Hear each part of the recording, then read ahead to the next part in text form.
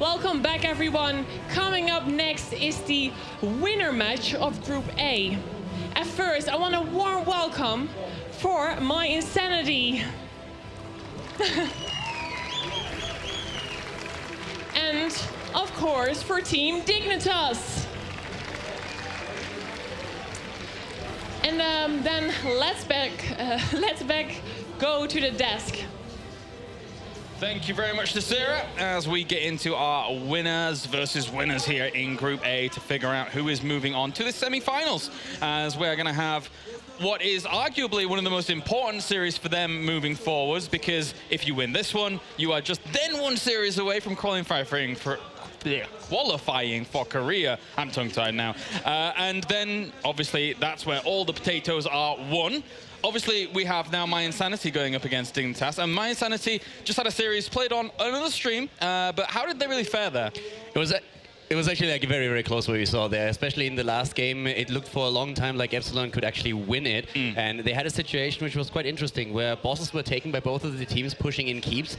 And Epsilon decided to push with theirs. And they had a very strong team fight there too. But they decided to back. They killed the hero though, and suddenly Tribute spawns on the map. And we have a situation where they could get a curse, but they back off because there's still a bit of a wave going towards their core. Right. They could have taken some shield damage, but they decided against it. Let the curse go. And all of a sudden, there's a huge team fight which allows mYi to claw their way back into the game and actually push through and kill the core. And I believe that if Epsilon makes a different decision there, decides to take a little bit of damage on the shield here, gets the curse, hits the 20, they can turn it around. But mYi was pretty happy about that outcome, of course, and we've talked to a few of the players already that all said, yeah, that was way too close for us. It's funny, though, how mYi always likes to go the different and the difficult way, right? They qualified through the hardest way possible in the qualifications, and now they were at the brink of losing once again. And with a little bit of help of the enemy team, I feel they managed to secure the victory after all. I've just realized I made a mistake in my scheduling. I've brought the two Germans up for when we have now mYi full roster on the way. So, damn, I'll have to fix that later on. But for now, of course, we go into our winners match. Let's take a close look at Dignitas and mYi.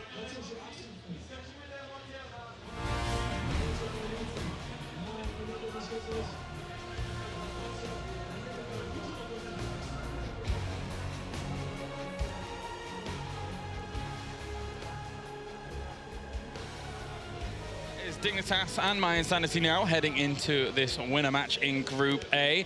Well, let's start with Dignitas once again here, as we did in clean fashion in our first series. And when I say clean fashion, I mean, yeah, pretty clean fashion. They did really well in that first one. They're obviously, at the moment, looking really, really good after that. Yeah, the first games that they played against Navi were, of course, absolutely incredible. The thing with Dignitas is always that we were in a situation where we didn't really know how well they play. I mean, of course, we got a glimpse into a few scrims, but actually in tournament environment, they haven't played for a long time because they changed the lineup. They couldn't participate in the Storm. And therefore, Navi, for everybody here, one of the favorite teams. But that clean-cut play that we saw from Dignitas in that first series, those Maws from Snitch on his Sagara, that was insane. Yeah. Yeah, that was really insane, and not only Snitch did really, really well, but we also saw some really good Zeratul plays there from Whoopi, constantly harassing the backline and pressuring them, never really giving Li Ming on the other side, Denatan, the chance to actually make something happen. Very low damage numbers, as you mentioned earlier. So yeah, really splendid performance, and for mYi, they have to be kind of scared of Dignitas right now. Yeah, moving on to mYi here. For a long time, considered one of the wild horses here of the European scene. A little bit of a rougher way through the qualifiers, of course, but this is mYi as a whole. Who really stands out for you on mYi? I mean, look, who are the big playmakers really of this team? It's actually one of the things where you have to look a little bit at the roles that they play. For example, Hasselhoff is one of the players that they oftentimes use when they are going into specialists, and he's extremely good with that, with his background in StarCraft 2 and of course in Warcraft 3 as well. He is one of those guys that is oftentimes playing heroes like Vikings for them, which we've seen being used by a lot of teams now in scrims as well. So if we get to see Vikings by them, which were by the way banned out in the last series against them, then we might see it here. And let's not forget about that Cho'Gall players. I mean, mYi is one of the teams that even before the Cho'Gall changes already played the hero a lot, and Cho'Gall got buffed, and they were like, well, hell yeah, we're going to take that.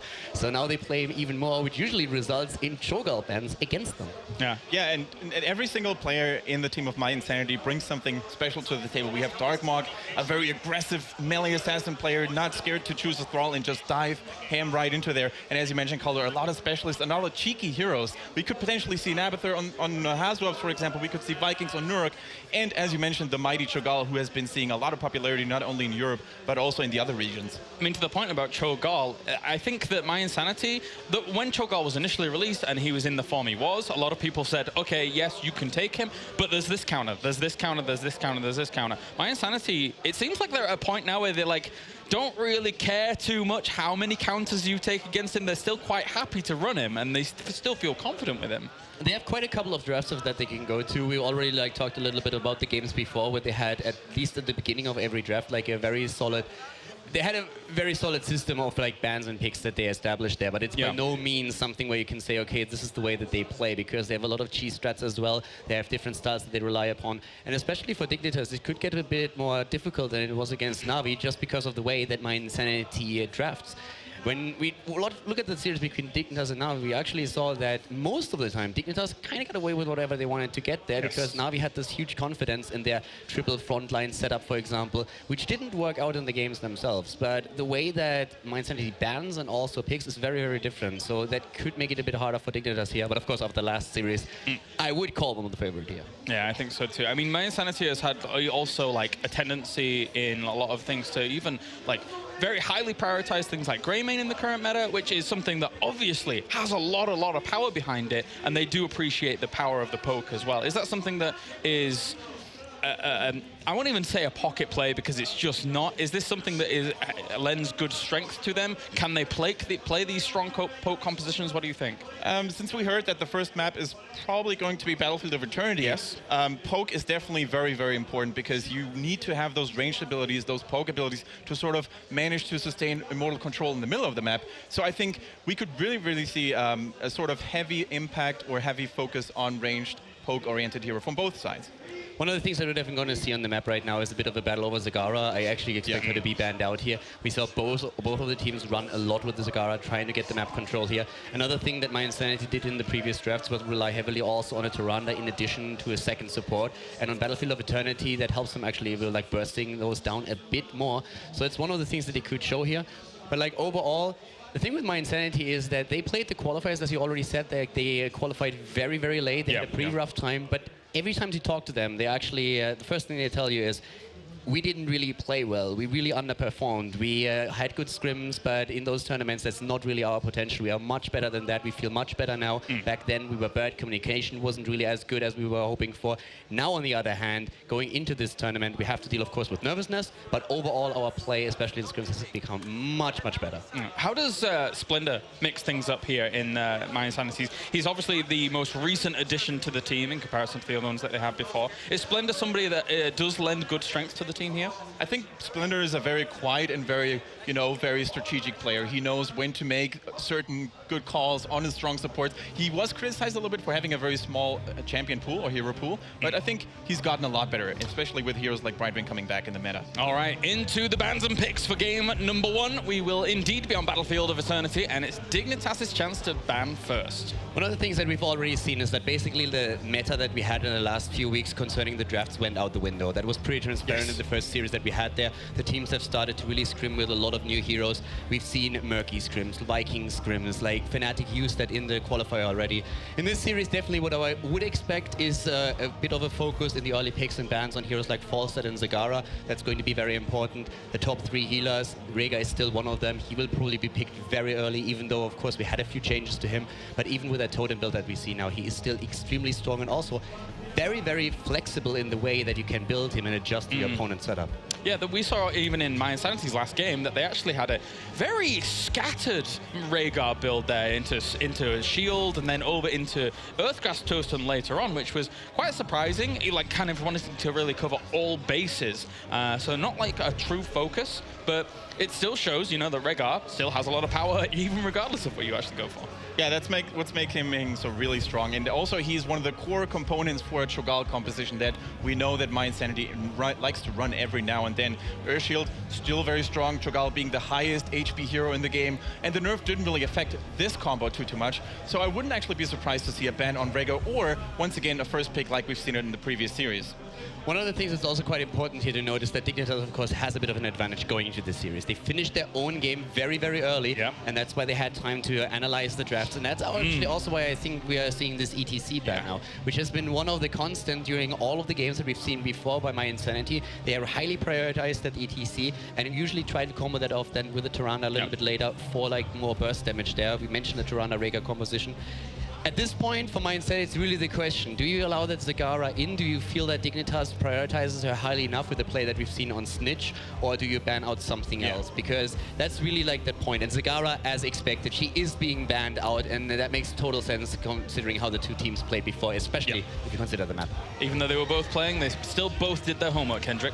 Yeah, they really did. And it can be kind of hard to sort of anticipate like which hero do we take away from Dignitas, because every single player has performed super well. And I think talking about players performing well, Mene is going to be very, very happy about Li Ming making it through. Not really a guaranteed factor, but I think Zagara and her performance on this map in particular, if you think about what she can do, especially in these clumped, closed areas in the middle of the map, she's just too good of a hero. Already a change to the warrior that we're going to see here from mYi from one series to another. It's going to be Muradin picked up first. Obviously, a little bit more lackluster than he once was. Obviously, having that very, very high rise, but still with the stuns that he has capable. And with the potential follow-ups he's got, could they... okay, Greymane is going to be prioritized here.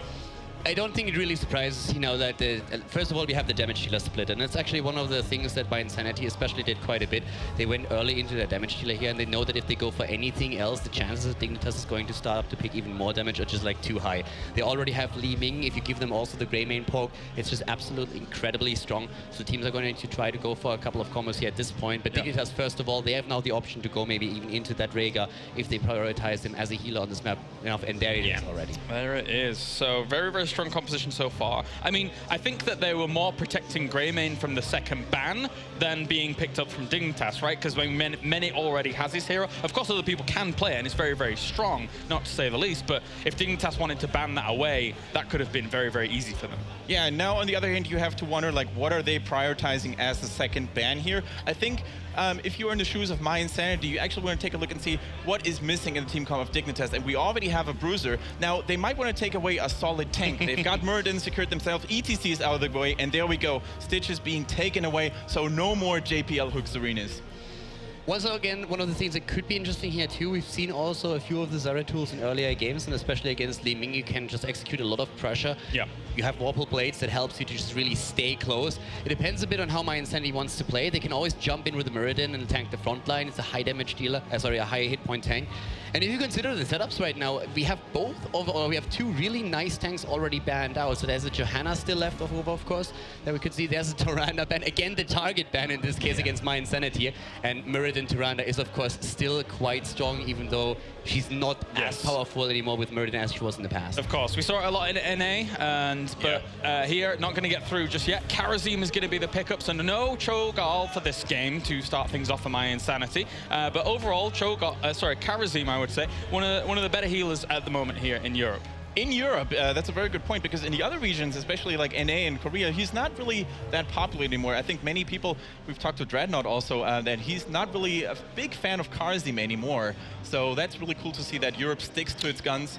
Now, what do we have left for Team Dignitas? What do they really want to add? First of all, they want to get a tank. That works really well with Sonya. So protection deluxe for that Sonya. That is actually also one of the setups that Dignitas has already looked at a little bit at. And yes, they also dropped it out of it now. So right now, they have a lot of options how they can actually like go into this game. In theory, with this, you can pick Judgment Leap and really try to blow the backline up. In this case, it could, for example, be a kill on Greymane or a kill on Forza that they are watching out for. The problem is always that Karazim will try with his Divine Palm to look for that. So in this case, Dignitas has to really either bait out a Divine Palm or just simply say, okay, we're not going to go for this blow-up comp. We're going to just try to go for our Sanctification here. We're going to try to stay the safe. So they have different ways of how they can approach this debate, debating on how the early game here definitely goes.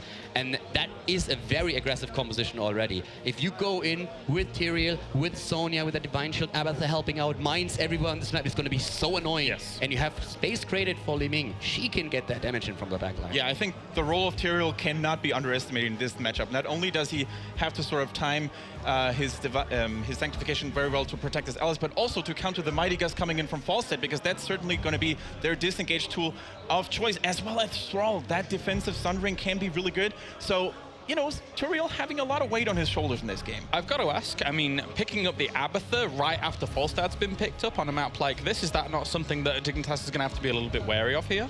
They have to be careful about it at the beginning for sure, but like the idea is not only to get like, of course, that soak that you are referring to, but it's more so the mines on this map. If you have an Abathur that is really annoying with his mine build, and I would expect him to skill it on 1, 4, and 7, yes, then you just have very good control over the middle of the map once that it comes to the Immortals, and that can be a game deciding depending on how the match goes. You slow your opponent down, you have a great setup for potential like flanks, and you also have always vision of what's going on there. Abathur, as you said, has to be careful. If Falstad, for example, stays at the top lane, he has to wait until Fly is being used, and he always has to keep an eye on him, even if he's at the bot lane when he tries to soak. Because once that Falstad just like escapes from visions for a moment, you have to get the hell out. Bye-bye. Exactly. The fact that it's a 2-lane map, very, you know, very good overview over the situation. It's making it even easier for Falstad to find that tiny little slug. Yeah, if he's not in one, he's definitely, almost definitely in the other. That's exactly. For sure. And then there was something more I was going to mention. So the thing is that Dignitas' roles, since they actually had all their roster swaps and things like that, is that now we see Snitch very often on these more specialist heroes, and he's actually been itching to actually get an opportunity to play Abathur on some of these maps. So, I mean, if you look at these lineups as a whole, I mean, who do you think is going to do pretty well here? I'm thinking about early game here and then kind of going through the next steps. It's really tricky because on paper, I think the lineup that mYinsanity brings to the table is more reliable, a little bit stronger, because you have that chancy, risky factor of Turiel missing a Sanctification. But since we know it's Dignitas who have been performing so well, I might actually say they can do it, and they do have the upper hand. Dignitas definitely was able to impress in the first game. Yeah. What I like about the lineup that we're currently seeing here for mYinsanity is that they have with Greymane and Falstad two great damage dealers, and also a Thrall that with Sundering is able to keep him alive, is able to like put pressure in. On the other hand, if you have a Sonya with a lightning shield, potentially then of course with a level 16 talent, also that Abathur had with the spikes, that can be quite annoying. Yeah. It comes a lot down to the burst. I would say mYinsanity definitely has what it takes to take them down here. It's a matter of like, can Dignitas really perform again as they did against Na'Vi? If they really are on the same level again as against Na'Vi, I don't think these drafts are going to favor mYinsanity. I think that Dignitas is just going to outplay them. But I feel with the draft that mYinsanity has, there's definitely potential for them to win this game. All right. Any final thoughts, Kendrick, before we head off? Good luck to my German boys, man. I'm really excited. Hey, I got to be a little bit biased, but I would love Dignitas to see. Okay, I know you're a Brit. I've just remembered, there's two Brits in my team. Exactly. You're bias against bias. Let's go, I'm ready. Actually, wait a minute. No, I'm not. All right. All right, so in just a few moments, of course, we will be going to game number 1 here between Team Dignitas and mYinsanity. Join us after the break when we'll be joining Dread and Tetcha on the caster's desk.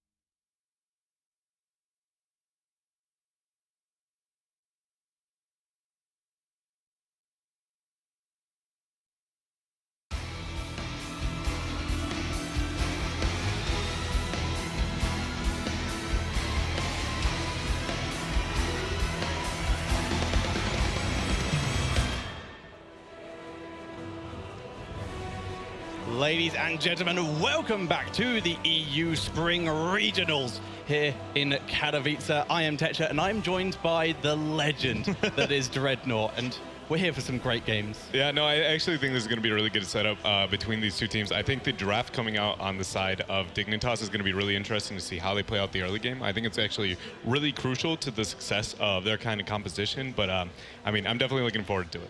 Yeah, it's going to be really exciting.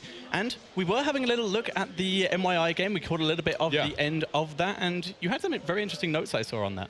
Yeah, so mYi had really straightforward compositions on how they needed to play it through all 3 games. They also had a really heavy draft pattern that was shown through all the games. It's something that I don't feel like I should point out directly while it is early in the series, but we'll see if it comes into play like the farther we go in, right? If they get to game 2, game 3, whether or not they're going to kind of fall into that pattern and whether or not Dignitas is going to be able to abuse that.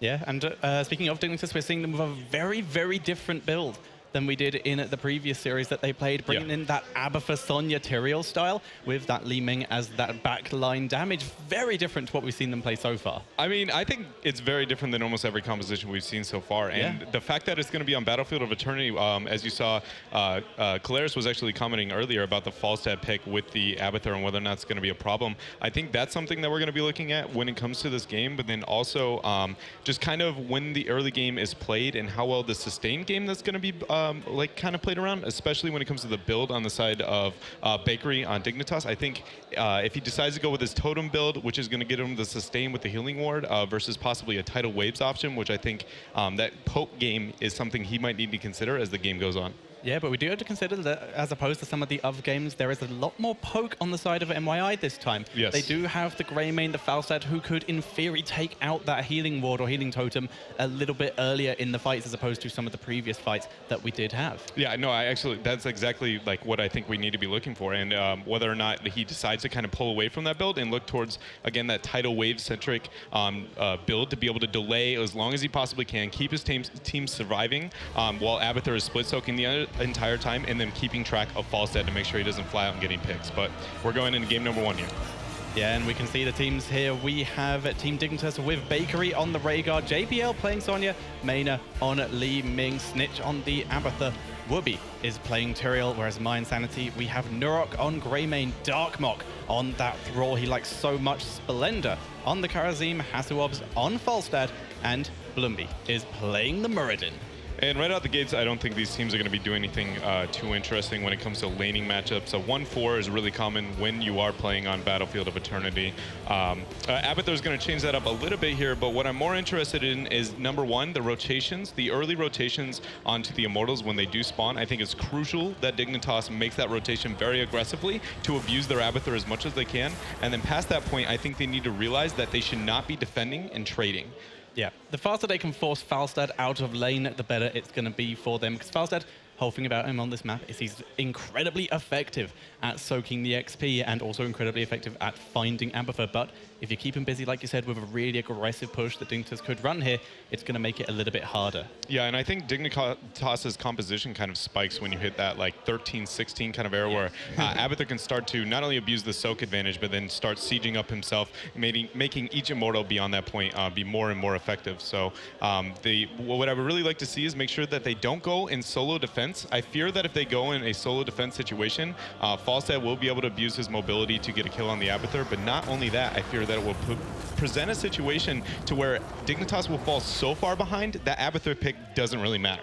Yeah, there is a very high potential of that, but for now, we do have the teams heading into the lane. Like you said, it is the 1-4 coming in from mYi. Abathur changing it up a bit, but we do just see Rhaegar down in the bottom lane for Dignitas.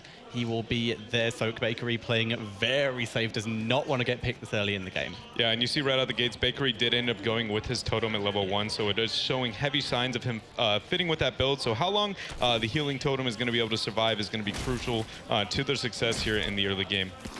Yep, very much so. We see Li Ming going with the Astral Presence as opposed to the Power Hungry that we see on some maps. This map, a lot harder to pick up globes, so the Astral Presence really helpful in that scenario where you can just soak up the mana. And Blumby going the long way around, just making sure he doesn't get caught by Li Ming or anyone else who might be hiding in those bushes.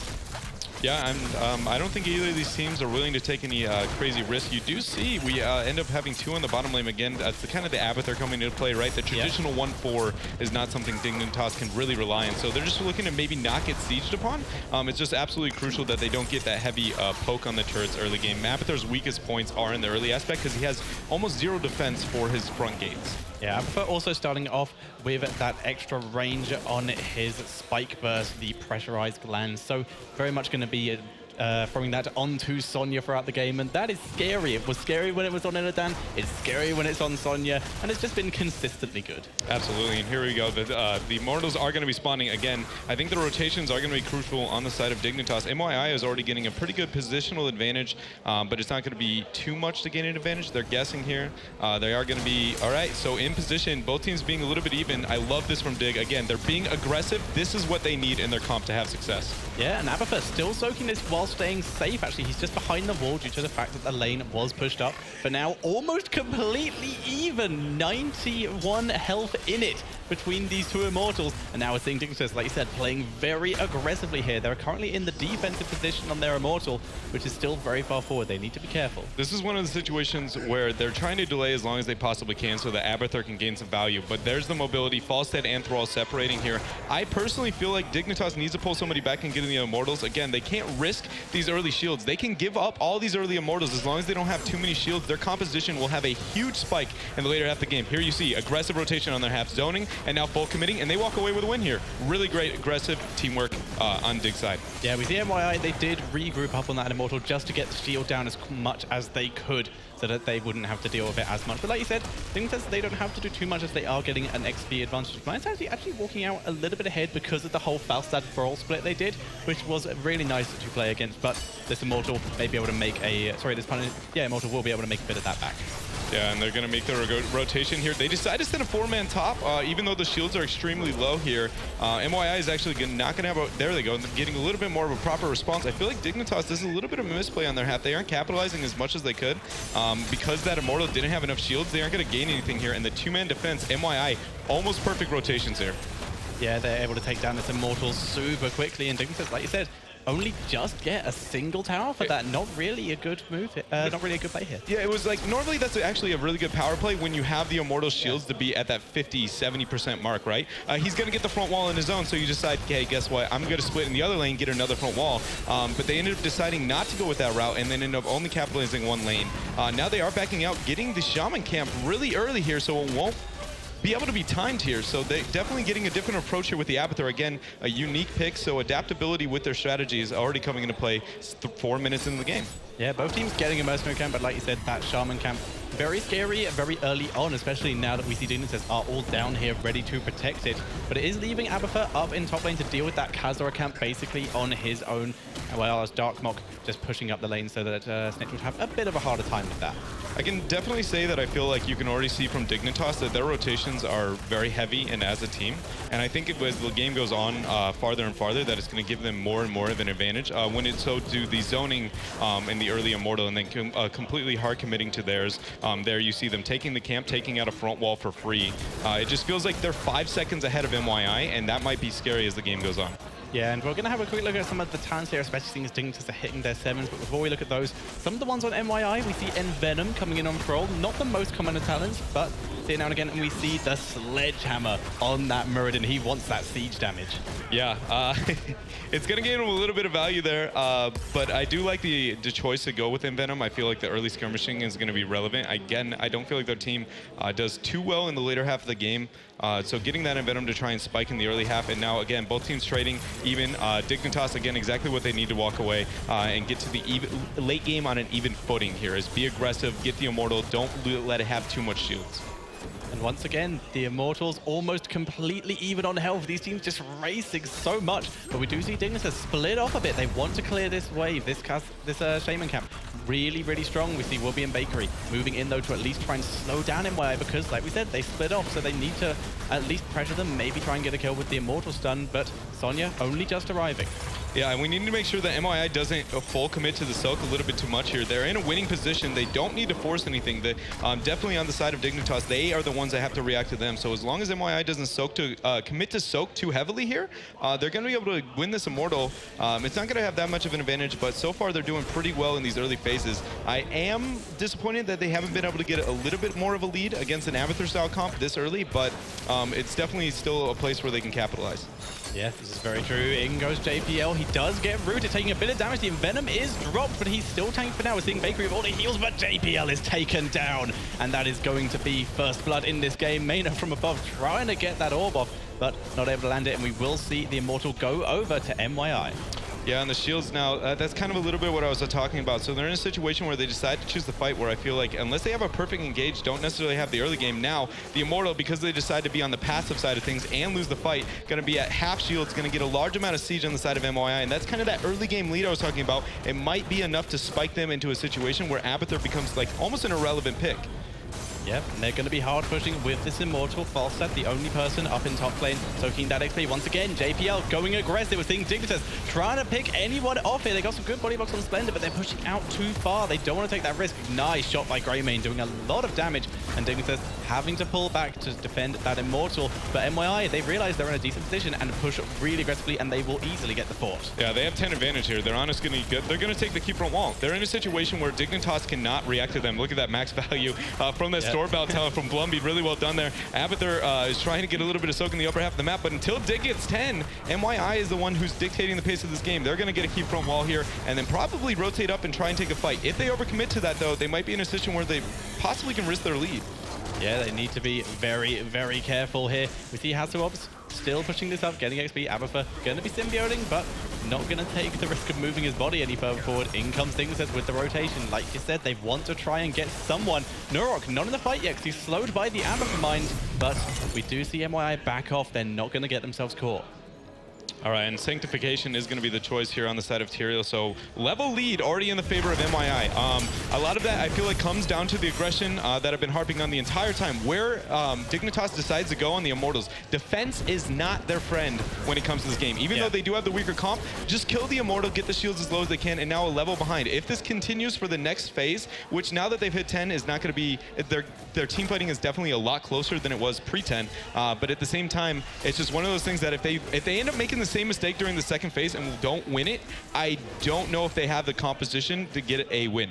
Yeah, even if they do just raise the Immortal and lose it, they still have the damage and the aggression potential to at least take the Immortal down to a really easy to kill spot, so they would be able to deal with that. Yeah. I think Muradin currently going for those Shamans, going to be taking them down, getting ready to push. But Dignitas moving out as 4 into the jungle, and like we said, we have the Abathur Ultimate Evolution prepared, but they don't know where mYi are. They don't want to get caught off, but seeing as they don't have the vision of them, instead, just going to push aggressively into this fort. And this is already using Barrel to get the gust here.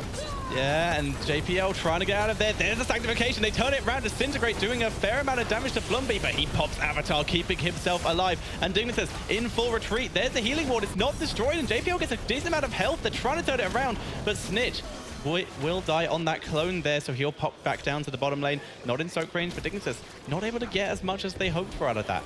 Honestly, mYi gave them more than I think they needed to too. Like that, they decided to move forward and try and take that fight, even though that the clone is still up and they burn Sanctification. 2 ults down, take the reset, join the fight later on and be able to get the win there. So mYi maybe give them a little more than they should. They aren't going to be hitting the 13 talent quite yet. Look at that value there from Blumby as well when it comes to the Stormbow talent there at level 4. Really well done, getting a max value, but now the race of 13 is on and mYi is just barely winning it.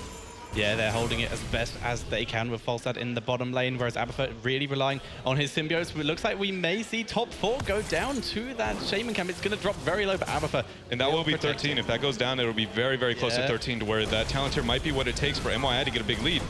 Dignitas finally going aggressive onto the other Immortal. They are quite a bit behind this time because they started a bit later, and like you said, that huge efficiency from that Muradin talent. For's still going, it's still alive. Abathur is doing everything he has to protect that, but he needs to be with his team right now. JPL goes in, Disintegrate, doing so much damage. Sanctification, really nice here. It stops 2 of the Mighty Gust targets being pushed away, but Dignitas currently pushing as 3 into 5 here, and we are going to see mYi disengage, but that gives Dignitas a chance to at least aggro onto that Immortal and get a lot more of that shield down. Honestly, that was really good patience on the side of Dark Monk there, not using the Sunder there.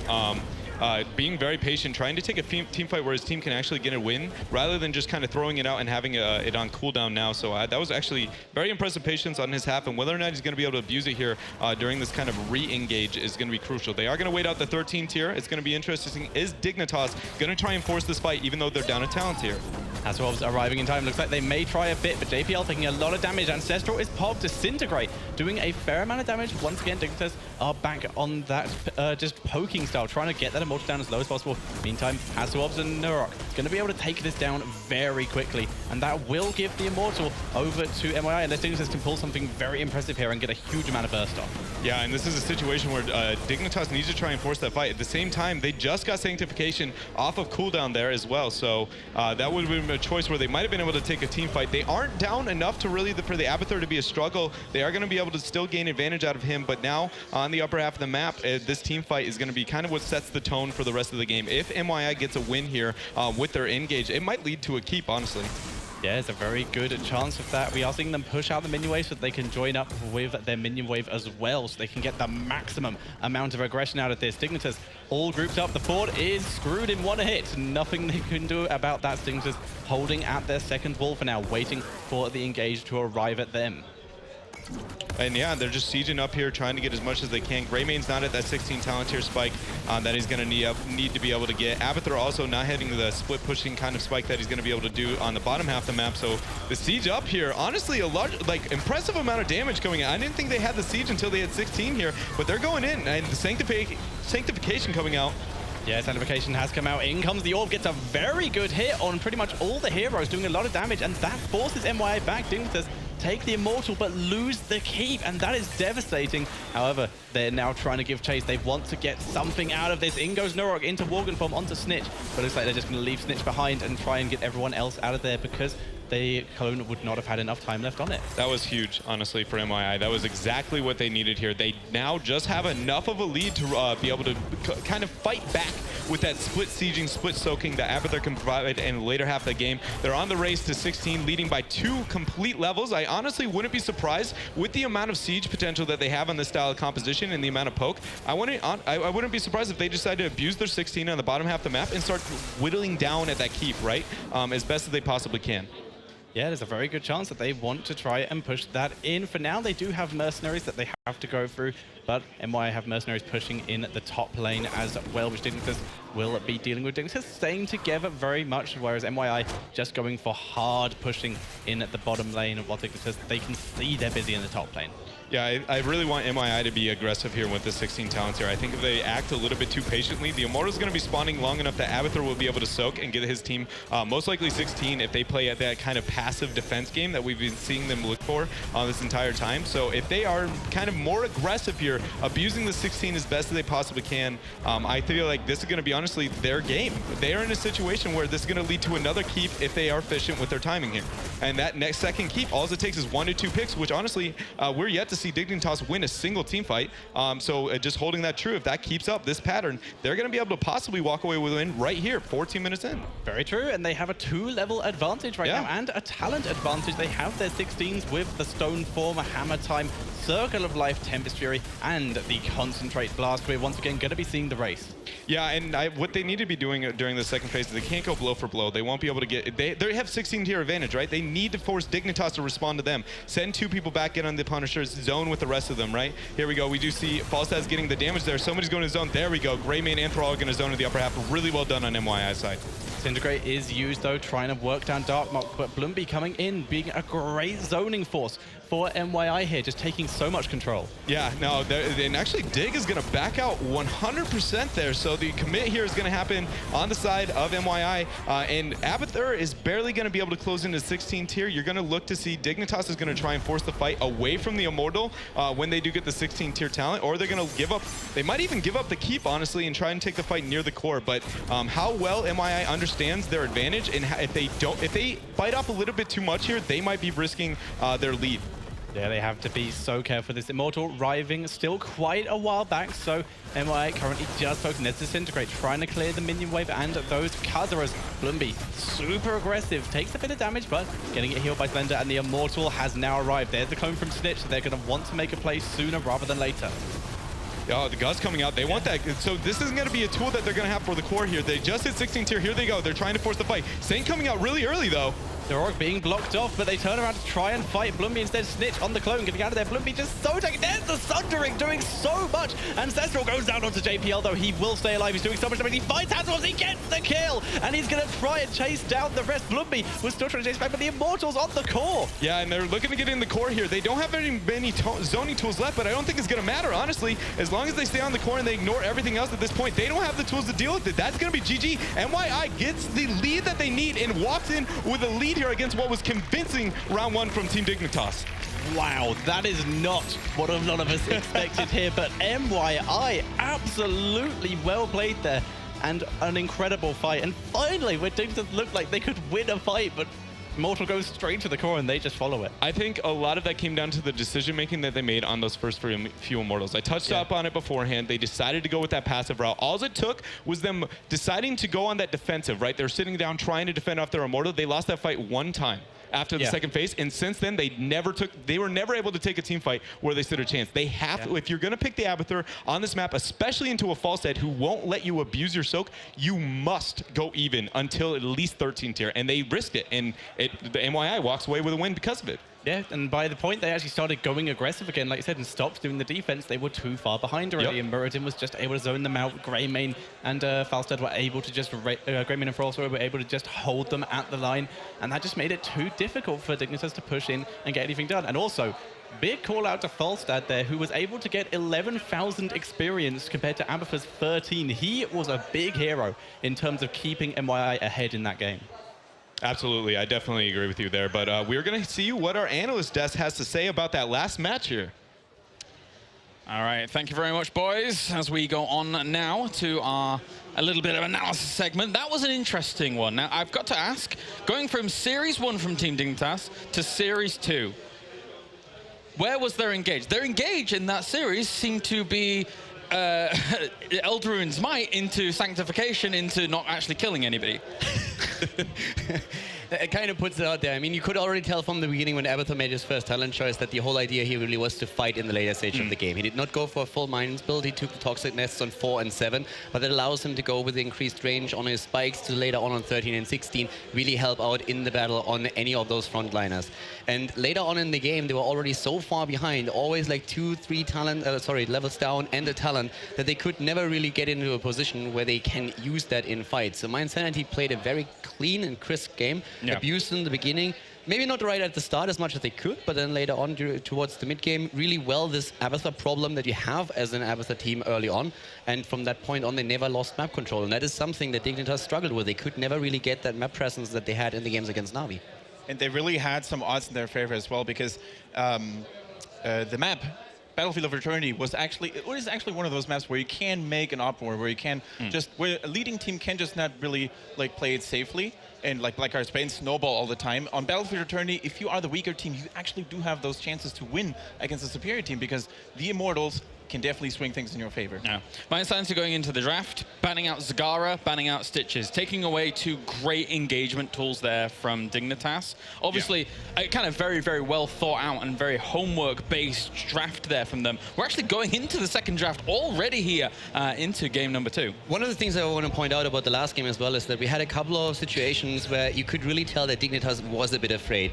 There was this one scenario in the early mid-game where, like, I think it was Sonya at that point, a little bit far out, moves back, and Abathur at Rhaegar at half health suddenly drops the Ancestral. Yes. Cooldown is, like, it wasn't really necessary there, but you could really tell they were afraid to lose that hero. Suddenly your Ancestral is on cooldown, and you have a huge problem really engaging in these fights afterwards. So that puts them in a defensive position, and that just snowballed at some point. Well, already in game number 2, we're seeing the exact same bans as our last game. Noticeably, I think mYi for their first ban has so far banned Zagara every single game first this tournament. So 3 games against Epsilon, twice now against Dignitas. They do not like dealing with Zagara. And you can really understand why, because Zagara is not, she's considered to be one of the strongest hero when it comes to soloing a lane, when it comes to dominating a lane, and they just do not want to risk falling behind in XP early on. That is one of the key elements in Heroes of the Storm. If you manage to do that, you're probably on a bad spot.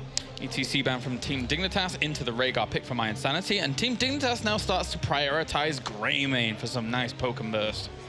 In this scenario, you can really tell that, of course, on any other map, I'm pretty sure that they would have gone with a Li Ming here for, especially, of course, mYi. He usually likes to prefer, like, the hero that he feels the strongest with, and he values his Li Ming a lot. Yeah. But as you already pointed out, what you want to have on Infernal Shrines is a lot of poke, and that cocktail build just allows you to go for a shrine battle, and even if your opponent sets up a good position on the shrine itself, you can poke from a distance, get a solid amount of minions, and then you can always jump in if you feel, okay, this is the moment where we need to attack. So it's a great hero pick for this map in particular, and that Thrall as a follow-up is also very strong and could combo with so many frontliners that we could still see here. I mean, so far this is exactly the same what we saw from Team Dignitas on their previous Shrines map. They banned ETC, did it against Navi. They picked Greymane and Thrall first, did the same against Navi. So it's clear here that Team Dignitas has a good image of what they want to do on Shrines. And then on mYi's side, Muradin and Sonya, so already a really strong front line for them. Yeah, really strong front line here. Not only do you have a strong tank on Muradin, you also have a Sonya to potentially disrupt the backlines. And if you have a lot of melee characters that we see on Team Dignitas, for example,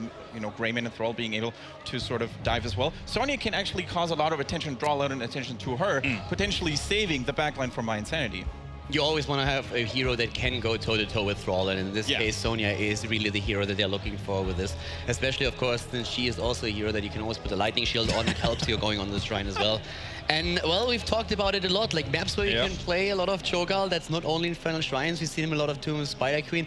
It's a target ban against mYi, and it's a smart one. They played this particular hero in so many of the games that we've seen them play, especially, of course, in the qualifiers. And right now, Dignitas doesn't want to risk anything. They know about this strength of mYi. They ban it out, better safe than sorry. It's completely understandable. Yeah, definitely. Especially with the Rhaegar as the first pick, and then picking 2 warriors next to it, so they could potentially all benefit from Earth Shield at level 13. So there were just many signs pointing towards a potential Cho'Gall addition to sort of deal the damage from the backline. So I really like this anticipating ban here coming out from Dignitas. And the second ban for mYi, Stitches. So exactly the same bans that we saw from them in the previous game. Once again, they're trying to take away engagement opportunities away from Dignitas. It's also that they already talked about how strong that slam build can really be, also against heroes like Sonya, for example. True. If you start to lock them down, if you slow them, you make them kind of helpless in these situations. And of course, this is one of the reasons. First of all, that hook is of course a great engagement tool. They want to keep it rather close. They don't want to have a hero isolated. And that slam build is very strong on this map in particular for the objective, but also against the Sonya.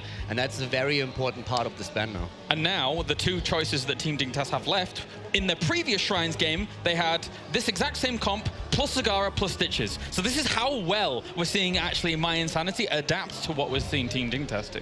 Exactly, and Tassadar, I really can't say enough how much I like this pick, especially if you have a very engagey enemy team. You just place that force wall in between a Sonya and a Muradin, for example, and all of a sudden you have a brilliant focus target to nuke down. Now we see a Vala.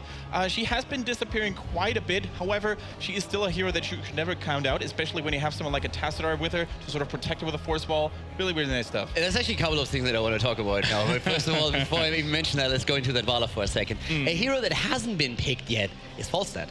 And that's actually very interesting if you think about it. It's like one of the heroes that usually is highly prioritized in Infernal Shrines because of that experience soak that you can get. They really focus their attention already on the shrines and the objective themselves. Vala is an amazing poke hero for that, with that multi-shot build, and that's one of the big strengths right now. So they have poke with Greymane, they have poke with Vala, they have the Storm on Tassadar, and the Chain Lightning on Thrall. So that's a lot of tools that will secure them a lot of punishers here, which seems to be their game plan. And whilst mYi is thinking about their last 2 picks, I'm thinking over on Dignitas' side, maybe even something like Chen. Wubby's been playing that for a while as a solo tank, but it's going to be Tyrande to follow up with Muradin. So mYi's comp is looking pretty good.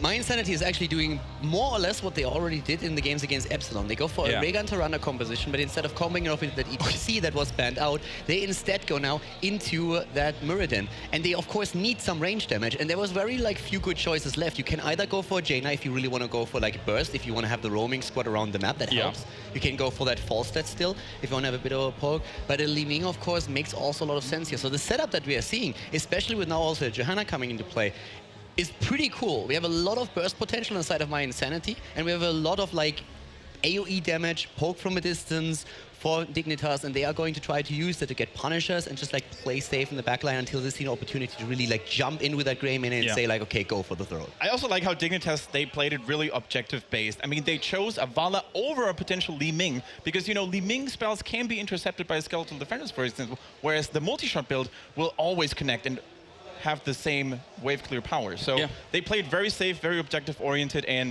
this is exactly what you need on Infernal Shrines. One of the things that I want to point out, which maybe our viewers don't know yet, is actually you've been mentioning a little bit how those bans that we've seen on my Insanity sites actually are really targeted towards the playstyle that Dignitas has used in the games before. And it's interesting to know that actually Nomi, part of my Insanity, was sitting in the crowd during those games, watching what was happening there, and he took notes in every single game, writing that down. And the first thing that happened when my Insanity set up after the series is he walked over, sat down together with Splendor, and they went over all the notes of the playstyle on every single map that has been played here. And of course, that includes also a match on this particular map on Infernal Shrines. So this is really research going into it as well. They have somebody sitting in the crowd that looks at the other teams and says like, okay, this is what they did. This is where they excel. Don't fall into this trap. Try to adjust a little bit and ban these heroes out. That's a hugely powerful tool to have, especially when you've got someone like Nomi who is being able to play at a pretty decent level himself and understands the game very, very well. So providing that kind of information here to my Insanity, I mean, a lot of people would look at this matchup and say, Dignitas, mechanically and kind of results-wise, yes, they are the favorites going in, but look at the knowledge that my Insanity has brought here. It has worked wonders in game number 1, and now there's the potential, looking at that draft, I would argue that is a better draft for my Insanity, no?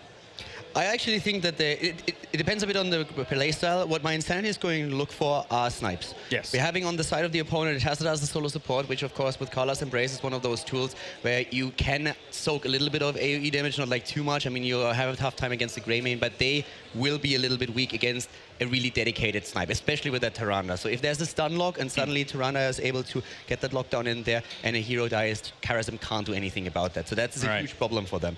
What, on the other hand, Dignitas is going to try and do with this is really just like work towards the Punisher, control the objective, and then push with that. But overall, if my Insanity gets a bit controlled like it did in the last game, they should be able to snowball this. Quick prediction from you as well before we send it away. I mean, we went with my Insanity in the previous game as well. Yeah. And I mean, if they're riding the wave of momentum right now and they can really bring that match home, I think they're going to be in a really good spot. And the draft is definitely in their favor. Yeah. The only thing that Dignitas can really like do is like play safe, stay in the back, poke, try to get the Punisher, and if they get that, then they can move in. But it's all about the engagement. The problem, of course, that my Insanity has a little bit, if they are looking too much for that kill, and they always feel pressure to jump in and pick the wrong moment, they can get punished for it. All right, well, will this be a My Insanity 2-0? Has the education for them paid off enough? We shall see after this break when we join Dredger right after this.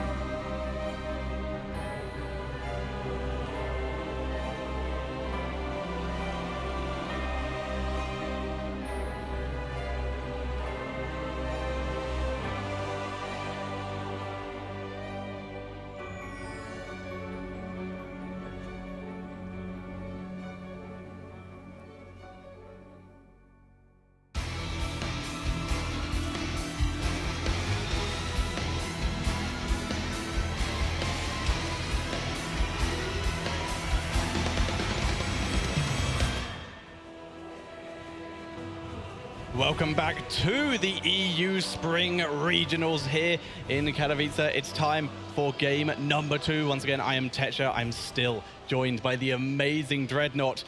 We have a very interesting game to go with here. Interesting to say the least, I think, actually, when it comes to both of these teams' drafts. Yep, so I need to tell you guys a story. So basically, sitting next to Dreadnought while casting is one of the greatest things ever. One, because he's amazing, and two, because of his reactions. Like, we were just watching the draft from the other guys, and Valor gets locked in, and I just see out of my peripheral vision just Dreadnought freaking out. Yeah. Would you be able to explain that, please? I just feel like there was no real... Okay, so in the previous drafts, Dignitas has shown their kind of prioritization and fear of Lunar on the map.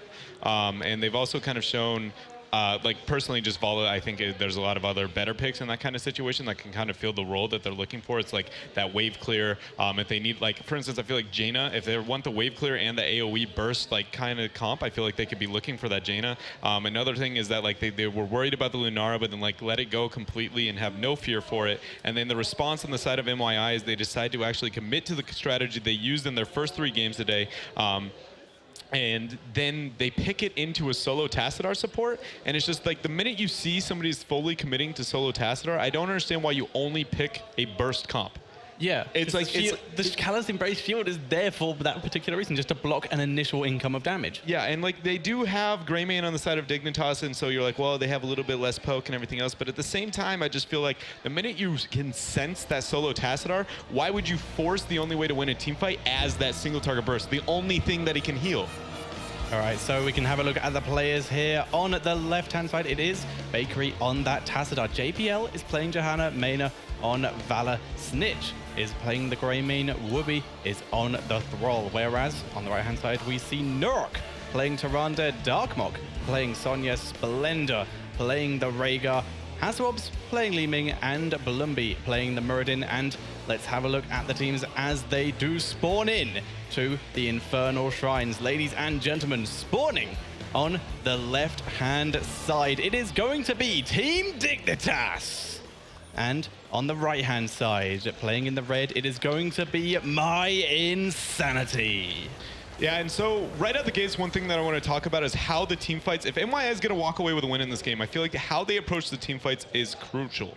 So most importantly, I think that they cannot be so straightforward in how the team fight is going to happen, or Tassadar will be essentially a soft counter to what they're looking for. Vala will come into the back line, get an AoE slow with frost shots, strafe, proceed to set up a beautiful go for the throw on the side of Greymane. Tyrande cannot be flanking from the same angle that Sonya is. If Murd and Tyrande go in straight forward, Sonya needs to be somewhere else. They cannot let all the damage go into a single target. They need to have 2 threats from 2 angles, because that's where Tassadar's weakness is. If they approach at a very straightforward angle, I don't know if they're going to be able to win this game, but they definitely do have the strong level 1 through 9 here. Yeah, and we may be able to see that for now, though. JPL just playing aggressive. They're able to clear the waves incredibly quickly with that Knight takes pawn and that Arsenal coming in for Dignitas. So that's what we're seeing. We're seeing them go with the good old classic roaming between the lanes, wiping out minion waves as quick as they can. And I mean, it's understandable when you consider Dignitas' composition. Right out the gates, considering mYi, they've essentially set up their comp to have 0 wave clear. And so you notice that in the wave, in like the team fight sense, right here, they're losing the 1-4 and they're following Dignitas. That's not something they want to be doing. They're never going to get a kill on this composition. Iron Skin's going to come out. They have no kill potential. Do not match them. See how they keep going bottom? They need to go top and pick on Thrall. They need to be doing something else. You will never win this situation if you're mYi. And now imagine, this is the laning phase. Wait for the shrines to spawn. Who's going to win those? They have to get kills, and they're being passive. They're following, not leading. They're trying to catch up with Dignitas, basically, to get to them, but Dignitas clear the waves so quickly that, well, mYi just can't just leave the lane. They're really struggling to keep up with Dignitas here. And having a look at some of the talents that we do see at level 1, Rhaegar going a bit back in time. He's going for the Lightning Bond at level 1, as opposed to either the increased radius or the totem builds we have seen. Yeah, he doesn't go in the bond there. It's going to be interesting to see how he kind of rounds out the rest of that build, Splendor there. Also, what the decision-making from both of these teams is going to be when it comes to the Shrine, if they're going to over-prioritize it and try and commit to it. But again, things to be looking out for is the angle at which mYi approaches these team fights. If they all come from the same direction, and Tassadar is going to be able to provide a solid shield, I just don't know if they have what it takes to win a fight over Dignitas' comp. But now, though, we are seeing mYi getting a bit of a head start on to this Shrine here. but they are moving in to try and push Dignitas out. Dignitas just poking from range. Yeah, and mYi is getting a little bit of the lead here when it comes to capping these, but they honestly, nobody's soaking the upper half of the map. They do have less wave clear, and they're going to get the Punisher. Congratulations. But if they don't capitalize anywhere else with giving up all the soak that they have in the other parts of the map, I just don't think it's really worth it. Snitch has managed already to take out half the front wall on the upper half of the map. He's got a team, has got an XP lead, and honestly, if you're a Miranda comp and you're losing, when I say Miranda, by the way, it's Murden and Tyrande, you're losing the early game, that's a bad time. Yeah, it is very, very scary to deal with. And Snitch actually very nearly got killed off because he took half his health from the tower and then Sonya appeared. But he got out of there, and that is perfect for Dignitas. Able to keep a fair amount of control here. Like you said, they were able to get quite a few structures, and just the very standard pulling the Punisher over the wall, let it get killed off, focus it down. They have managed this perfectly. And right now, they're going for Dark Bolt. Snitch takes a lot of damage, but Whoopi trying to focus him down. That whirlwind so strong. There's the root. Snitch coming in. They're trying to catch him, but they take him down. And a sidestep there to try and dodge the Q coming out from Snitch, but it's not enough. He will be in auto attack range. And when we're considering the comps, one thing I also forgot to touch up on is when it gets to the later half of the game, Tyrande and Li Ming are essentially the main kill targets when it comes to mYi. I fear that if they stay in too safe a positioning, or not safe enough, excuse me, positioning with a poke one from Greymane, that go for the throat, that Vala strafe, there's the flank that she's going to be able to provide against that squishy composition, especially those two. It's just terrifying. mYi has set themselves up for a comp that they definitely can win the game. It's just they put themselves in a situation where they have to flawlessly execute. Yeah, they have to play a very certain way in order to use their comp to the maximum efficiency here. So we currently have level 7s about to hit for both teams. Valor going with the hybrid build. We've been seeing a lot of the puncturing arrow on level 4, these composite arrows on level 1, and the repeating arrows so we can get those extra shots. Very much a damage-based build here. That is actually really interesting, to decide to lock in the Vala but then avoid the kind of grenade AoE. I feel like Frost Shots is a must when you consider their composition. But maybe they don't feel the same, I guess. I don't know. That's an interesting pickup. We're going to see how he runs like that rest of that comp, but that is not where I thought they would go when locking in the Vol. And I thought 100% you're just going to be W build, set up the Greymane with the slow from Tassadar, excuse me, the wall, and just make him just go for the throat procs. But they definitely have something in store here that I didn't expect. You can still get the slow on the level 13 here with this build, and in fact, it is usually quite preferable due to the fact it's a hero killer build. Absolutely. You're able to just throw out that puncturing arrow and get the slow off so you can chase them down with your extra movement speed, the extra slows, and set up for your team a lot better. For now, seeing Dignitas move in Dark Mode, trying to just clear up as many of these as possible right now. Once again, mYi with a bit of a lead, but this time Dignitas committing quite a bit more. It's 4 versus 4 around this shrine area. Absolutely. They can, and as you were talking about the 13 tier here, it's actually interesting. Dig is actually completely backing out. But then the 13 tier for Volley, you're right. The frost shots can be taken in any situation, and then most likely is going to be the case. I just felt like when it came to the wave clear, when it comes to the shrine, they might be looking for it, but also just when it comes to the team fighting, single target DPS is not something that I feel like their comp excels at, and I don't feel like speccing into that is necessarily maximizing the best, but bad move there, teleporting it into the root. Very unlucky, but perfect predictions from the Thrall here. Really nice plays. Punisher has been taken, and Dignitas immediately moving back. Exactly the same as last time, pulling it over the wall, keeping the defense, and they'll still save the towers here. That's 2 in a row. I mean, welcome to early game Punishers. Not much else to say about it. That's why you see Greymane just constantly split pushing the entire time. Dignitas understanding the lack of value, especially when you consider like how much siege mYi has. It's legitimately 0 siege potential, other than maybe like a little bit of the harass that you can get from Li Ming, but half the time she's been dealing with Greymane in the first place. So smart decision making on the side of Dignitas here. But both teams are going to be even at 10, which is not what you want if you're on the side of mYi. Yeah, I really wanted to try and snowball from this. Heroics, like you said, available. Blessed Shield from the Johanna, one of the ones we kind of might have seen some variants on. Otherwise, we're seeing a lot of the usual, the Avatar, Disintegrate, and of course, like you've been saying all game, that Strafe ready for a huge amount of damage. Yeah, I think that's absolutely crucial to their composition. So if you are on the side of Dignitas, I've been talking about how mYi wants to approach fights, right? If you're Dignitas, you want to do the exact same thing.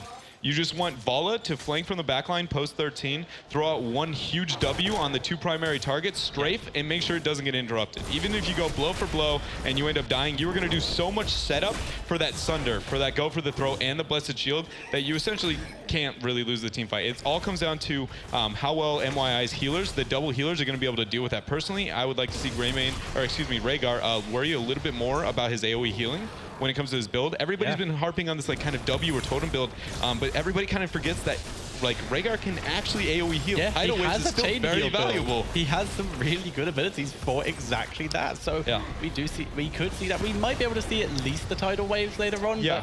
But that will mean that at least some of those lightning skeletons are mostly for killing off those skeletons on the shrines. Yeah, I definitely agree with you there. It is an option that we might still see. I just would have liked a little bit more concentration on it, possibly early in the build.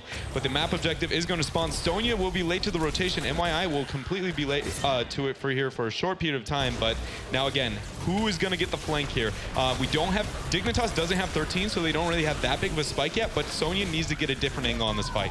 Yeah, Sonya instead moving in from the top, but groups up with her team. Disintegrate just destroys Thrall before he can do anything. There's a Shadow Assault Strafe doing so much. Bloodby getting focused on the avatars, and he gets ancestral by jumping over the force wall. And mYi able to take this fight, and they're now catching up with Dignitas, who did have a bit of an advantage in the skeletons, but it's winner take all on this map. That advantage means nothing. No, that was, honestly, that was very well done on their sprint, and all it came down to was Bakery on that solo support Tassadar. If he doesn't provide the shield on that primary target, they're going to have a bad time. That's why I've been talking about that split focus there, but they do lock in the map objective here.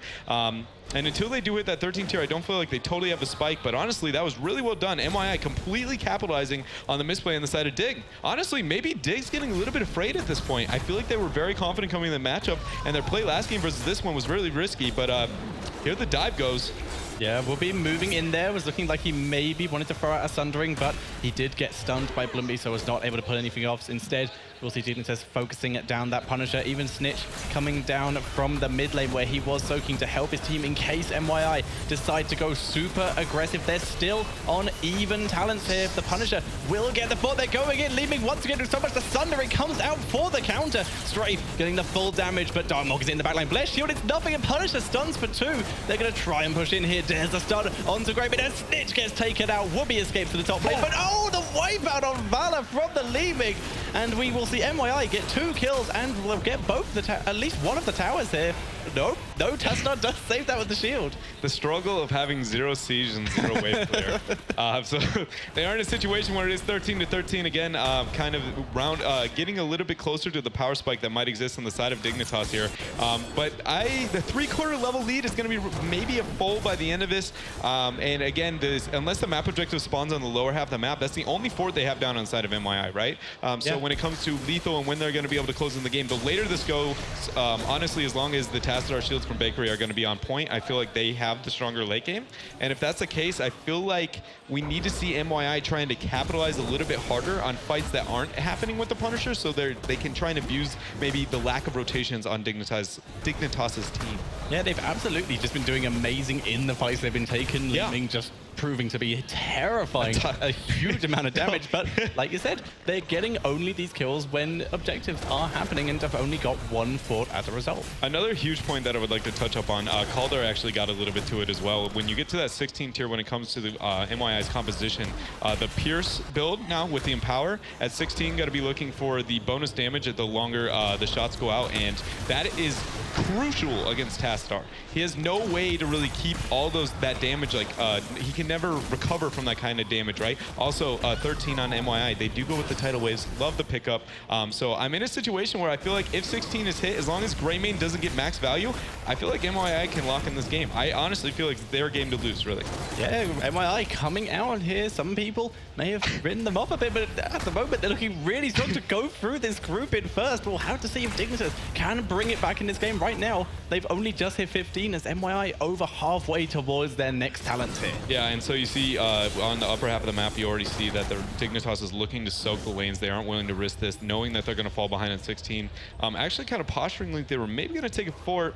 Not going to be the case here, though. They are going to posture around it. I would like to make sure that mYi locks in the 16, but the rotation here, he is going to get rooted. That's going to be 1 dead, leaving the Shadow Step in the blink. He gets out! Hasselhoff's escape. Splendor arrives for the heal, and that was so well timed from Toronto. Shadowstock dream, dude. That was so good. Nurok saving his team. That was a huge power spike. Like, if that went down on the side of Dig, that was the only time they could turn this game around. But now they do not have this tool. And honestly, that was phenomenal play. mYi, like, I see them working. They're going hard for this win. That was huge for mYi. Dignitas Bakery currently coming down from above. Needs to take the long way around, though, so he does not get picked off. But this Punisher almost definitely going over to mYi. They will take this, and they're going to be able to push in as 5 here.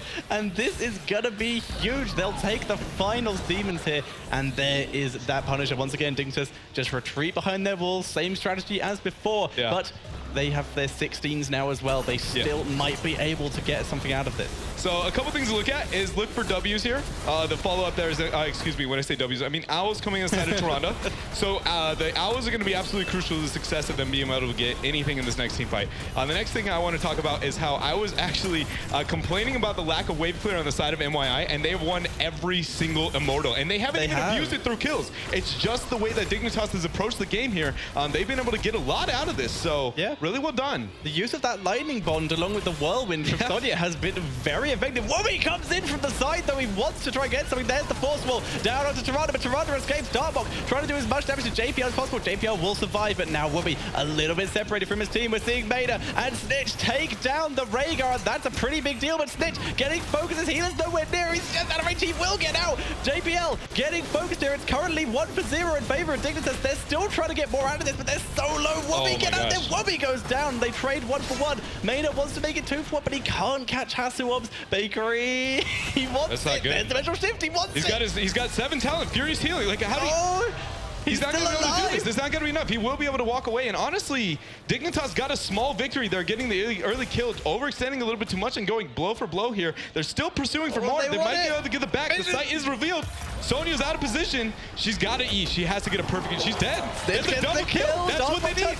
They get it. Dignitas getting the kills here. They've managed to catch up pretty much in XP, but now they have to go into the defensive. Most of the top wave is pushed up. Mid one they have. Oh, they get picked off. Blueberry coming in for the snipe there. What do you know about greedy backs, boys? One after the other, just abusing each team. That was actually phenomenal from both sides here. But that small win, whether the overextension or anything, yeah, Dignitas has signs of life in that miniature tempo swing. But let's be honest here, structurally, they have 0 things going for them. Every small win, if they don't get anything, it's like, okay, who cares? Because you aren't getting the Punisher to siege. That thing, like, that, it just does nothing. It just fights. You'll bait it over the wall. Congratulations, you got a front wall. Yeah, winning a fight is all good, but the building has to die to win the game. The fort, if it's alive, then all your kills mean nothing. Bakery, like you said, they're really out getting hit, and he has to refresh the shield and still took health damage over the top. Yeah, and like as you saw kind of with the health bars too, watching these team fights, last team fight I wanted to touch up on this as well, is with that Tidal Waves proc coming from Rhaegar and then the Shadowstock on the side of Toronto, when Valis strafes, it honestly is like just tickling mYi. Yeah. It's like actually laughable damage, and that's why you wanted to know why is Dread sitting there going like, what is that Vala pick? That, ladies and gentlemen, is why I'm asking why the Vala pick. Yeah, and right now we're going to see if the Valor pick can be of some use. We'll be being forced to change his engagement point. Kazuha's fighting in the mid lane. Dartmouth being as careful as he can. Nurok repositioning. He was in a little bit of danger there, but looks good here. Yeah, and so this is crucial. Whoever wins this, especially if it goes on the side of mYi, this is the one where they have a lot of damage on the structures on the bottom half. Their keep wall is almost dead. So if they do win this, they have a lot to gain from this Punisher. Yeah, and we're going to see them try and focus it down as much as possible. 23-20. Dignitas are ahead thanks to their AoE poke. They are able to try and work it down. We see a decent engage angle. wObi from above looking for his angle for the Sundering. Disintegrate does a lot of damage, but wObi being zoned out by Darkbox. There's the strafe. Coming in does a lot of damage. Sundering does land. They take down Toronto straight away. Darkbox, no, Ancestral will not hit. And Dignitas are taking the fight. Wolf will not land, but they will take down Blumpy. Eventually, Nopi gets away. Wolf toss out from the multi-shot. Oh, no, but he's going for the lightning proc. He wants it. Bounce. RNG. Oh, too much health. All right, well, but one thing to look at, too, is you notice Thrall approached that team fight from a different angle, but you didn't see Sonya or Li Ming or any of the Murd in Toronto style approach the team fight from a different angle. And I feel like I said, how these teams take the team fight is crucial to their success. Dignitas, Greymane got maximum value. Nobody was under pressure. The zoning attempt on the side of Sonya against the Thrall there was good, but it just wasn't enough. But then we're going to be baited over the wall here. 20-tier advantage is going to be picked up on Dig. I don't think this will be a keep quite yet, and if it is, honestly, as long as mYi doesn't get killed, they're going to lose the game, and I feel like they still have a chance at pulling out a win here. So yeah, the keep will go down here. Punisher going to stun up any resistance. That Sentinel, very nice by Tyrande. Dignitas, they know their limits though. They pull back. Nice Iron Skin by Johanna there, preventing the stun. And Dignitas, they pull back. They get the kills. They get the keep. And this is the comeback. They even have their level 20s. yeah, I mean, it definitely is a big win for them. It's the first sign of life that they kind of shown to maybe be able to be like, hey guys, I think this is our game to win. But at the same time, do they really have that big of a lead? Yes, structurally, they are up now on the keep, so lethal is going to be a bigger opportunity for them than their opponents, but I'm still not convinced. I just feel like if mYi approaches the team fight from a different angle than they did maybe the last one, more so what they did in the early half of the map, I mean, it's just how both of these, they're on almost dead even footing, minus the structure. Yeah, it's very, very close, and even more dead even footing as level 20 is just about to be hit for mYinsanity after taking those minions in the mid lane there. And we see the Storm Shield for the Rhaegar, the Huntress Swiftness, which is a big deal. They can really get some good snipes here if they use it well with that Sonya. That Force Wall onto Sonya here, just keeping her stuck here. It doesn't make a difference, but it's going to be annoying. Yeah, and they're just painting the map, getting a little bit of the map objective, trying to keep pressure over their opponents. In theory, this is like an advantage on the side of Dignitas just because they provide better wave clear, but let's be honest here, it's not enough to really be noted. You see them sitting here waiting around the camp. The Owl is going to reveal it. They aren't going to cap it quite yet. They're just trying to time it with the map objective. The Owl kind of scares them, so they pull away from it, but both teams sitting here trying to figure out what they're going to be doing, how they're going to try and approach the team fight. And again, whoever gets the biggest pick here, I feel like whoever approaches it from multiple angles, they're going to be the ones with a big win here. And this is the perfect shrine. So we've been talking about where they need to approach it. This one has the most flank angles. So whoever can abuse this the best, honestly, is probably going to win this game. Yeah, we'll have to see how it goes. We see mYi, they're not even going for it yet because it still has quite a lot of time before to spawn. Instead, going to take another mercenary camp, so top lane's going to be pushing. Dignitas have just spent their time clearing up the Khazra camp that was in the mid lane, so they don't have to worry about that pressure, but the longer this fight does go on for, the more damage those Shamans are going to get up. Minion wave does get cleared by mYi. Dignitas getting a bit of a head start, but like you said, engage angles here. Going to be a huge deal for mYi. Yeah, see how Wubby is rotating out at a different angle, but you don't see that on the side of Sonya? Somebody needs to be abusing the lack of vision in the mid lane because they do not have the wave clear straight up on the side of mYi. If they keep doing this, Greymane is going to body him. Look at that poke that's coming out between the two. Tidal Wave's trying to make something happen, but I just don't think they have it unless they get, honestly, just a misplay on the side of Bakery. If they take this the way that they've been doing it, Bakery, they're relying on a mistake. They aren't making the play. Yeah, shields are currently looking good by Bakeries, keeping them pretty high up. Johanna still doing great work. Dartmok goes very deep. Maida getting focused. He gets shielded and he gets taken down by Disintegrate, but there's the Sundering. They want to try and get the counter, but it's not looking good, actually. Snitch so getting scary. out of there. JPL is being focused. There's the Iron Skin just in time to protect him. The root coming in from Whoopi, and we're seeing Bakery, Force Wall, trying to protect Jay. Jay's getting focused. The slow from the totem. He's still alive, but he did, but there it is. There is the indestructible. JPL still running. Snitch has found Darkmog. They may take him down. JPL gets out. He lives. So big. Dignitas actually could have lost that game in that situation. Instead, Sonya fighting off a little bit more. They're going to lose the map objective. Greymane, run, get out of there. Snitch in serious trouble. Bakery able to get some health back. Juki has to up. Snitch getting chased down. And we do see the objective go over to Dignitas. Snitch still on the run. Bloomby wants to get him in the top lane. We see another scuffle. Whoopi sprinting out of there. Snitch escapes. The Punisher goes to mid lane. Bakery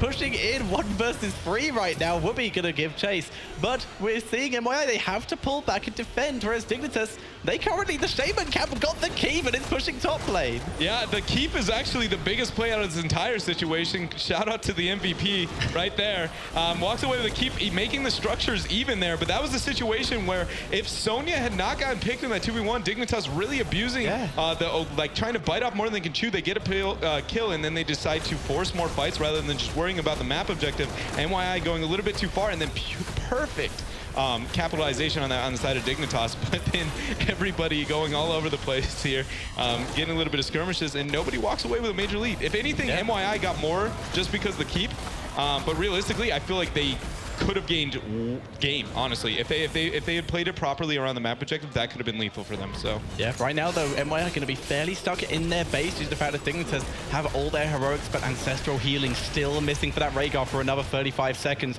So they need to play a little bit more passively, and that's what they're doing, just clearing up the mercenaries. The Dignitas are taking all over the map. Dignitas with the full map control at the moment, and that is a huge deal for them. But they're running out of things to do. Eventually they have to defend top lane, but yeah. But now there's nothing else for them to do, so it's not a big deal that they are not on the map anymore. So mYi, I just feel like has the stronger 20 overall. Ultimately, the slow that comes out inside of Li Ming there, the temporal flux, is insane.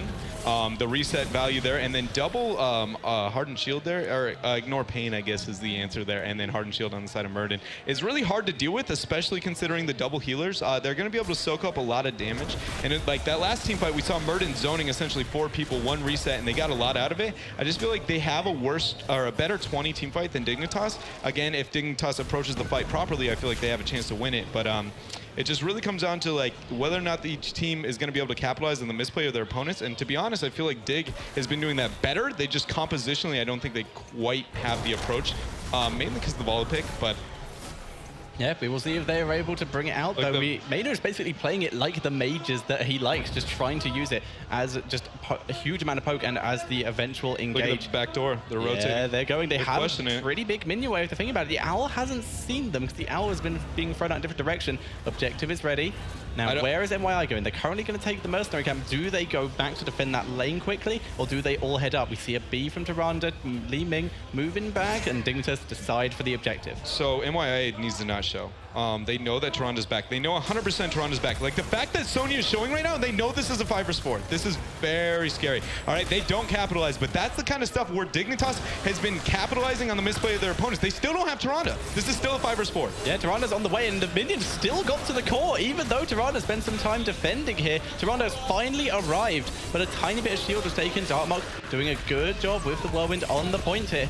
And then who is going to get a better angle? Dignitas way in a way bigger arch here. A huge amount of damage. The shield saves Wubby. He gets out, but the healing coming out from the Shadow Stalker and the speed will get all of mYi out of there. But Wubby doesn't have the healing. He has to rely purely on the shields of Bakery here. And it's not enough, so he's going to have to back at this point. mYi needs to either, number 1, force a fight, or 2, worry about the map objective. They don't have the wave clear to just sit around and derp like they did last time. It led to them losing a Sonya and losing the map objective. It's absolutely crucial. Instead, they back, worry about the back door, even though they show in mid-translation somebody's going to keep up. Ah, gosh, this is so risky on the side of mYi. They're trying to figure out the best rotation, but if they misplay a little bit, Dignitas might be able to make a big play. They have to go. That's so much damage. Sonya and Muradin will finish off the objective here. Dignitas just pushing up the waves, keeping the pressure on all the other lanes. Yeah, mYi need to push with this.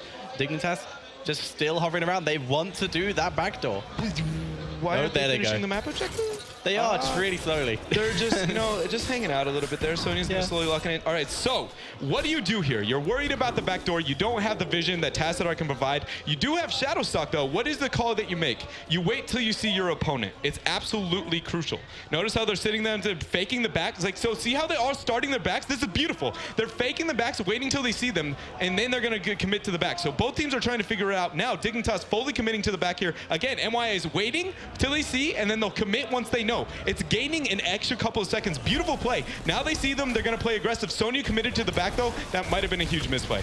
Yeah, Sonya needs to hurry up and hustle to get back here. Dignitas have a precious few seconds to take care of this Punisher. They get a fair amount of damage onto it. Li Ming gets a good hit onto JPL, but he is next to the hole. He can drop back, get some help, but they need to not get rooted. We do see the stun there. The damage coming down onto Snitch. Snitch gets out. He will survive here. Punisher on the core, but they're going really aggressive here. Maynard able to dodge the orb. Darkmox has finally arrived, and they get the Valor. They're going in for the kill here. They're trying to get a JPL surviving for the moment, but the Indestructible will proc. The Punisher will go down here, but it's 4 versus 5 on the core, and then now it is. Oh no, Bakery does live. They're focusing the core down. They can't do it. And they can't stop this. It looks like, yeah, it looks like it's going to be They're going to be all in the core. They can't just stay split, and they're going to be able to do it. There is no contestant. Burden's going to be on it. It's over. Yeah, and that's going to be it. It's going to be GG, and we're going to see mYi go through first in the group. What incredible play here, and the reaction is outstanding here. Oh man, what do you know about upsets? That was absolutely phenomenal. Not only did they walk away with a win, they walked away with a 2-0. Dignitas coming in, powerhousing through what would be considered one of the favorites, Fnatic, and then just getting bodied by mYi. Yeah, absolute incredible play. And a lot of rumors around this were, well, mYi might be the team that was able to cheese their way through. That was standard play, and they just did it so well. Yeah, no, definitely. If that was the team that was going to be able to choose the way through and they're beating you with standard, you have to look out here, ladies and gentlemen, how far they're going to be able to make it through the back. That was very, very impressive play. I also feel like it was a little bit. I would definitely say draft was where I feel like they did better than Dignitas. I feel like Dignitas was able to capitalize on their mistakes, but I feel like we were talking about that knowledge. Caldor was kind of touching on how they have individuals staying into the in the crowd, watching the games, keeping draft information. That is why they walked away with this 2-0. Yeah, just incredible play there. Just mYi, dude.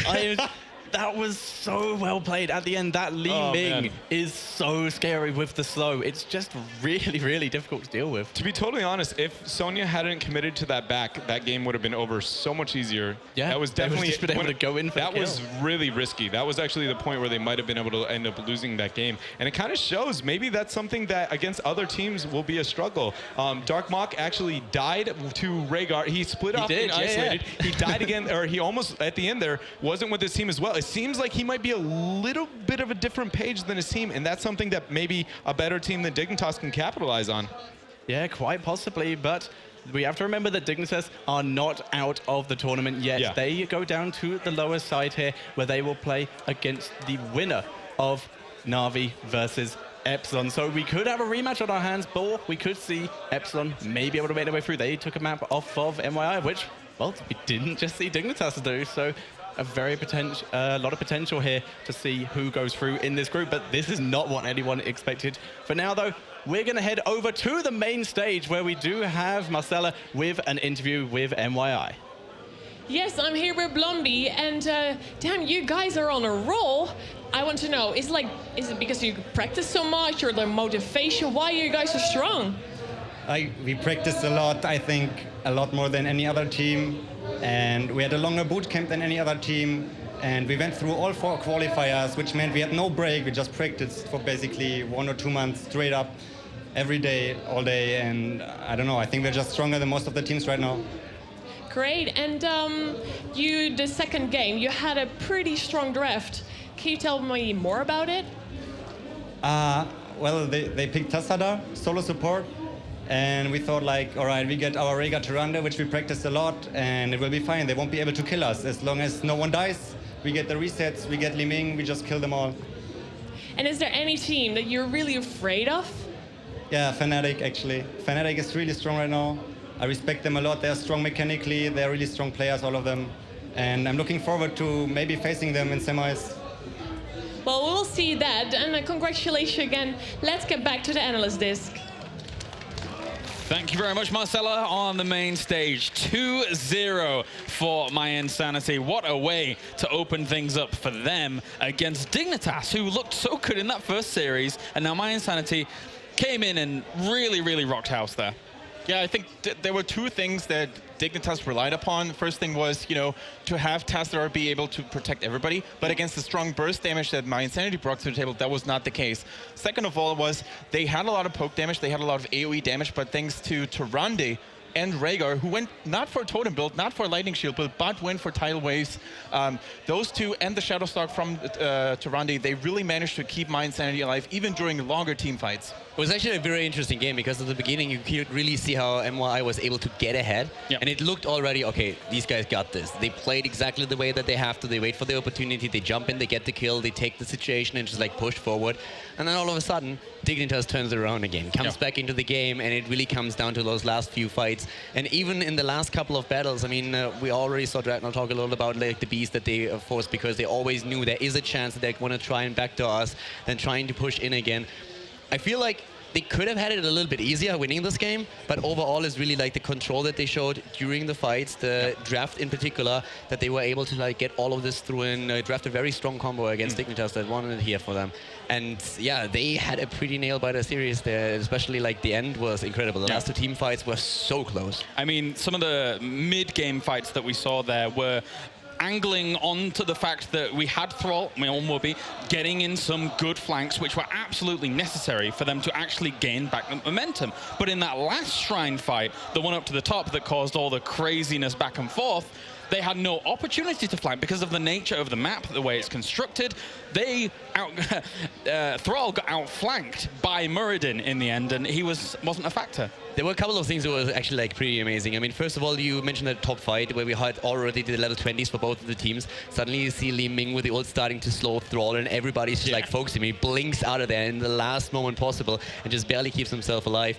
But also like a couple of really cheeky plays. We see that fight in the middle of the map when they were, I think, on level 16 talents, and a few of the heroes just barely get away, and Wubby moves in and starts attacking the structures with the chain lighting and hopes for the RNG here, which he didn't get, but that could have resulted in a kill. And then they could have completely snowballed it, and it's just like that thought behind it, moving in and saying like, wait guys, I might have this, and like playing some like this shows the strength of Wubby and just like the awareness that he has for these situations. Yeah, talking about awareness, by the way, I also wanted to highlight Blumby playing a phenomenal Muradin, in my opinion. Not only did he manage to keep himself alive for a very long time, but also he dodged so many skill shots, not only by enemy players, but also by the Punisher. Did you see how they managed to pull it in every single time?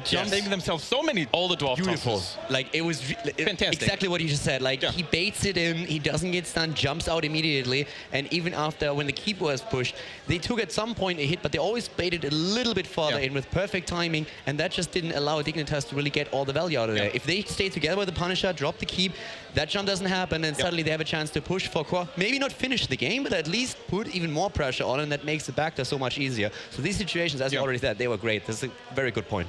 You can see, I mean, we saw from Blum, or heard from Blumby, I should say, on the desk, how much they've put practice into this. And you can see the synergy between them.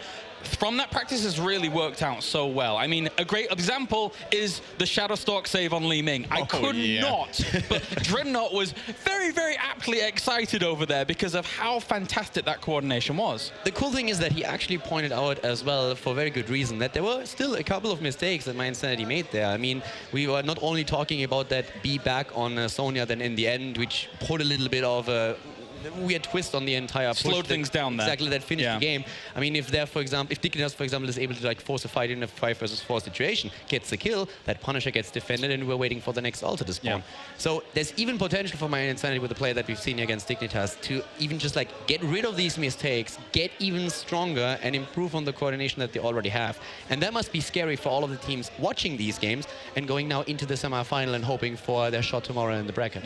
Now, one thing I really have to question at this point in this game in particular was the Vala pick from Mene. I don't think it was very convincing, but in fact, what would you have picked differently, maybe, Calder? I mean, there were, if you wanted to overpower them with raw AoE damage, there would have been a Jaina, there would have been a Kel'Thas even maybe, but a Vala, not so much. In terms of individual damage, Vala wasn't really doing much either. Maybe a Zeratul instead?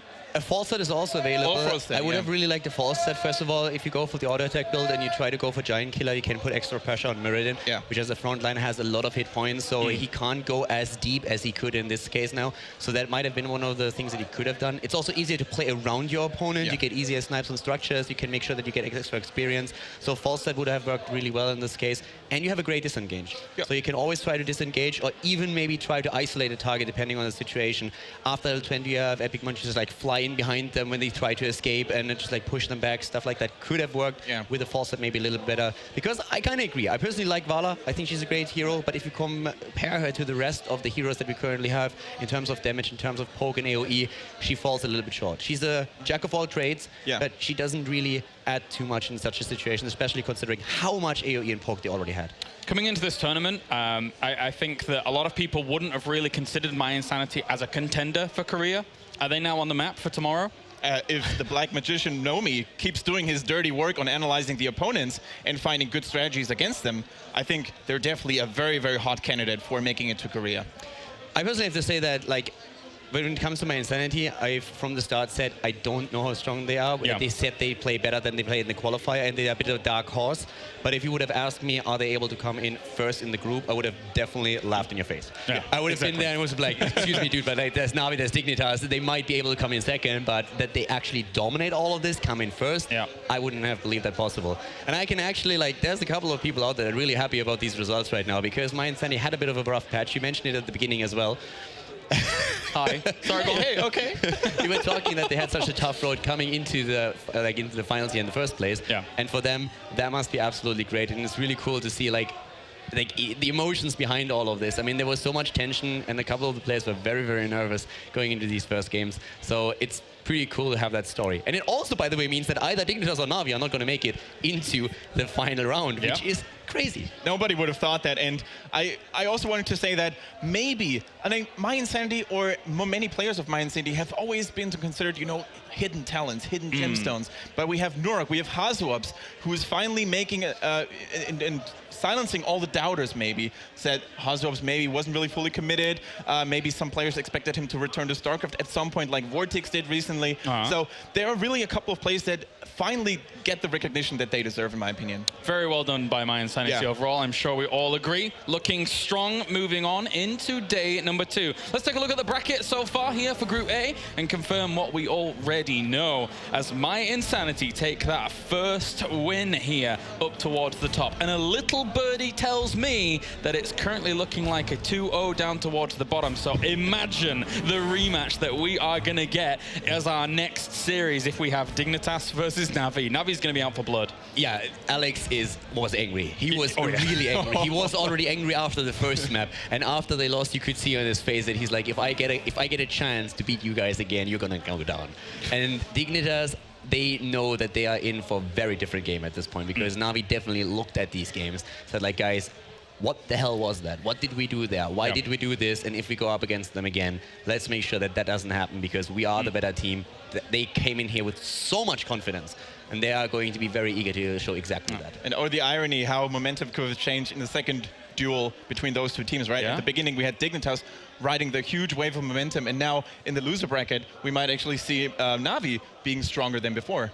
It's also, of course, a question how Dignitas is going to cope with this right now. Yeah, of course, exactly. they're going into the series where they face an opponent that they already played, but they probably also know that with the draft that they showed in the games before, they won't be able to get these heroes again. Because we've been talking a lot about how the drafts of Navi could have worked, but we're always a little bit on the side where you have to meet certain points that you can really work with those. And if Navi looks at that, they're probably saying like, okay, just make sure that you don't give them like all these top tier heroes anymore. Make sure that you don't just like give them a free Greymane every time you play an Infernal Shrines. If we are going onto a map like Garden of Terror again, let's show one of the drafts that we've prepared. Maybe they underestimated a little bit, and then when the momentum turned against them, they kind of lost their flow there. Whatever it is, I personally believe that the next series between Navi and Dignitas is going to be very, very different from the first best of 3. My opinion, definitely 3 matches instead of 2. I would love that. I would definitely love that, and I believe that you're right on that. I think with the games that we've seen so far, Navi is going to be very, very eager to prove that they did not come here to be eliminated in the group stage. Well, one thing's for sure, I'm pretty sure it will be a shorter break than last time. Obviously, we're waiting for other matches to finish whilst we're waiting to then move on to one here in the group stages. Don't forget to make sure you bind your Battle.net account over on twitch.tv so that you can get yourselves a portrait whilst watching everything here in-game in Heroes of the Storm, because everyone loves portraits. Collect portraits, exclamation mark portraits in the chat. But for now, though, we are going to go to a short break. Why? Yes, Why? I did that. I'm sorry. I did. And when we are back, we'll have more Heroes of the Storm action here from Katowice.